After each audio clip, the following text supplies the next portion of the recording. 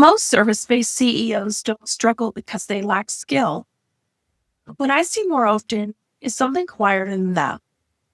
They're leading complex, high-pressure situations inside businesses that haven't yet been designed to protect their time, their energy, or their decision-making. So today I would like to walk you through a real case study from a client. I'll call him Ethan. Not to dissect what he does, but to show you how a CEO thinks and leads when pressure shows up and everything starts to feel urgent. Because if you run a service business, parts of this will feel very familiar for you. Ethan's business is premier service, strong standards, solid demands, a small but capable team. And in this event, nothing was broken. But one larger engagement drifted past its original finish expectations. Clients became uneasy. The communication started to tighten up. Timelines suddenly carried weight, and this all landed right before the holidays. That's the moment where most CEOs start that internal negotiation process. They're asking themselves, how much do I need to deal with right now? Should I smooth this over to keep things calm? What happens if I don't respond fast enough? Here's the part that matters. When urgency compresses thinking, compressed thinking creates expensive decisions. Not because the CEO is capable, but because pressure collapses. The first move he made had nothing to do with fixing the situation. We didn't rush into responses. We didn't try to manage emotion. We didn't tighten control. We paused. And this pause wasn't avoidance.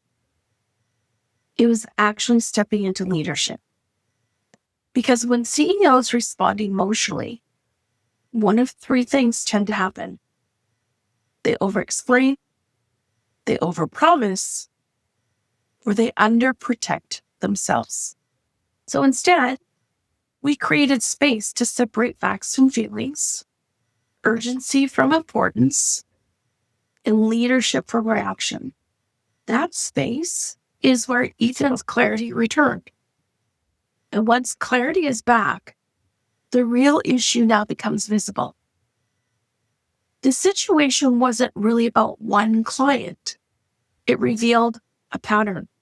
Ethan's best clients, the ones who were easiest to work with and the most profitable, all they shared some common traits. They valued clarity over speed, trust over price, relationship over transaction. Some things were unintentionally creating uncertainty. Things like digital-only delivery for buyers who prefer tangible clarity. Unclear expectations around how changes were managed. And not enough time built in for rapport on higher value decisions. When clients push, not because they're difficult, but because we've created a sense of unsureness.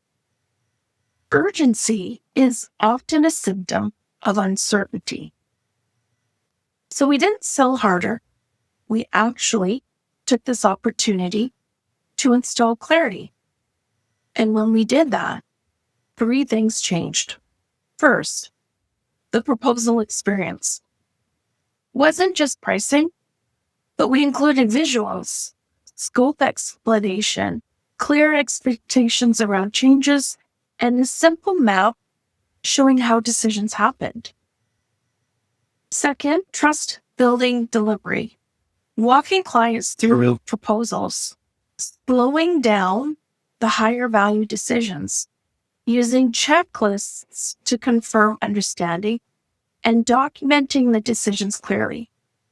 This removes all the guessing on both sides. And third, leadership. Defined response windows, with predictable communication rhythms, and a final owner check-in that reinforces accountability with the client. None of this was complicated, and it was all intentional. And what changed wasn't just the outcome with the client. What changed was how the business felt to run. There was less emotional pressure, fewer reactive decisions, and actually led us to better fit clients with whom we had clearer conversations. We could outline how we protected boundaries in both revenue and personal time. And this is what it looks like when a business starts operating like an asset, not a job that follows you into evenings, weekends, and where we are now into the holidays. If your clients feel urgent, your process is probably leaving them feeling uncertain. And if your business feels reactive, your leadership, it just needs more structure. Premium clients don't need you to be faster. They need you to be clear. And clarity is something you build deliberately. That's not a coincidence. This is the work of becoming a scalable CEO. So if you want the tools to start installing this level of clarity, you can download your free tools at carolsurbey.com. And if you want deeper systems and training you can implement on your own, explore the Tool Vault. I host this at the scalableCEOacademy.com. And if you want hands-on support implementing this inside your business, you can book a private coaching conversation also at carolsurbey.com. I believe your business should support your life, not quietly consume it. So when urgency hijacks leadership,